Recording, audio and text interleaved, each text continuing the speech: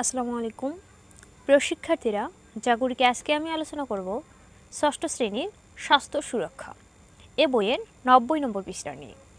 শিক্ষার্থীরা, তোমাদের মূল বইয়ের 90 নম্বর পৃষ্ঠার উপরে দেওয়া আছে নিজের কথা যেভাবে প্রকাশ করি। এই অংশটুকু আমি এর আগের ক্লাসে আলোচনা করেছি। এরপরে আছে কি দেখো, ভিন্ন ভিন্ন পরিস্থিতিতে নিজেকে দেখি।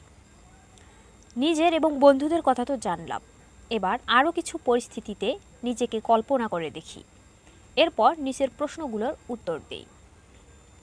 এর আগের ক্লাসে এই অংশগুলো আমরা পড়েছি। এখানে বলা হয়েছে আমার সাথে এবং আমার বন্ধুর সাথে কি কি ঘটেছে বা কি করি এগুলো। আর এখন আমরা যেগুলো দেখব সেগুলো হচ্ছে কিছু পরিস্থিতিতে নিজেকে কল্পনা করব যে এই ঘটনাগুলো যদি আমার সাথে ঘটে থাকে তাহলে কেমন হবে, বা এই ঘটনাগুলো যদি আমার বন্ধুর সাথে ঘটে থাকে তাহলে কী রকম হবে সেগুলো। তো এখানে বেশ কয়েকটি পরিস্থিতি দেওয়া আছে যে এই পরিস্থিতিগুলো যদি আমার সাথে হয় তাহলে আমি কি করব। আমি কি করব এই প্রশ্নের উত্তরগুলো আমরা দেব এই যে এখানে প্রশ্নগুলো দেওয়া আছে এই উত্তরের মাধ্যমে। তো ক্লাস শুরু করার পর তোমরা বুঝতে পারবে। আমরা প্রথমেই পরিস্থিতি 1 পড়ে নিই। আমি দেখলাম আমার বন্ধুরা বিরতির সময় খেলছে।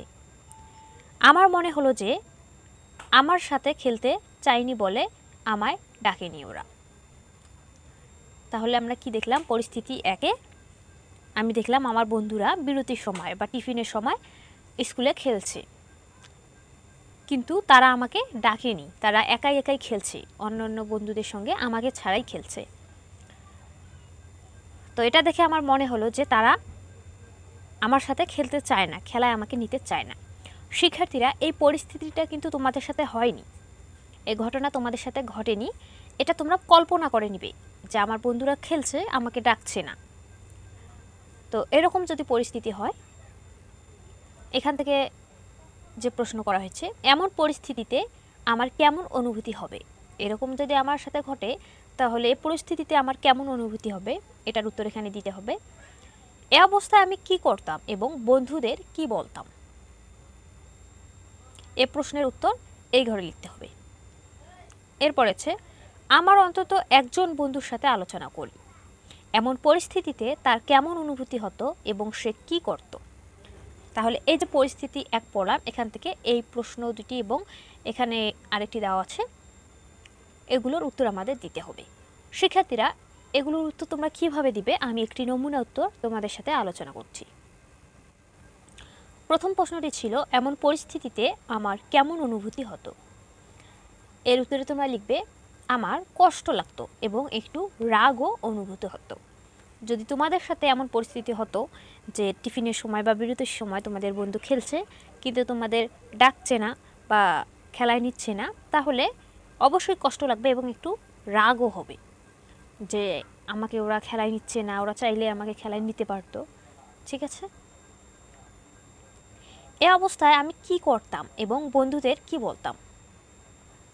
এর উত্তরে লিখবে আমি তাদের বলতাম আমাকে ছাড়া তোমরা খেলছো দেখে আমার খারাপ লাগছে, আমি কি তোমাদের সাথে খেলতে পারি।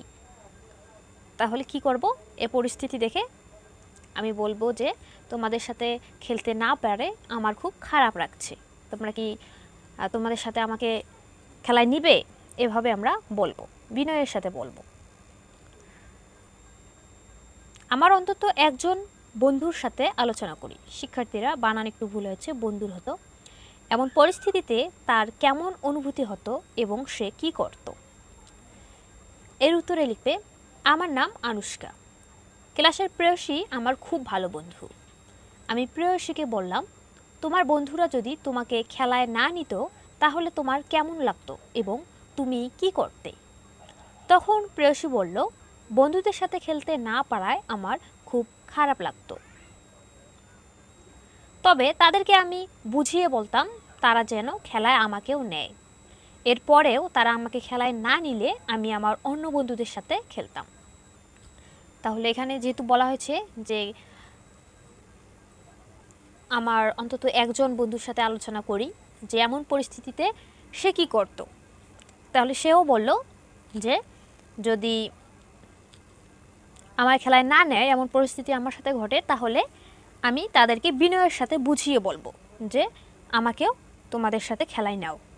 এরপরেও যদি তারা আমায় তাদের সাথে খেলতে না নেয়, তাহলে আমার তো আরও অনেক বন্ধু আছে, আমি যে কোনো বন্ধুর সাথে খেলতাম। এটা হচ্ছে পরিস্থিতি একের উত্তর। পরিস্থিতি এক আমরা দেখে নিলাম, এর সাথে যে প্রশ্নগুলো ছিল সেগুলোর উত্তর কিভাবে লিখতে হবে সেটাও দেখে নিলাম। তো শিক্ষার্থীরা, আজকের ক্লাস আর লম্বা করব না, আজ এখানেই শেষ করছি। পরবর্তী ক্লাসে পরিস্থিতি 2, পরিস্থিতি 3, পরিস্থিতি 4 এবং পরিস্থিতি 5 এই পরিস্থিতিগুলো পড়ব এবং এ পরিস্থিতি থেকে কি কি প্রশ্ন করা হয়েছে সেগুলোর উত্তর দেওয়ার চেষ্টা করব। শিক্ষার্থীরা, পরবর্তী সেই ক্লাসগুলো দেখার আমন্ত্রণ জানিয়ে আজ এখানেই শেষ করছি। ধন্যবাদ সবাইকে।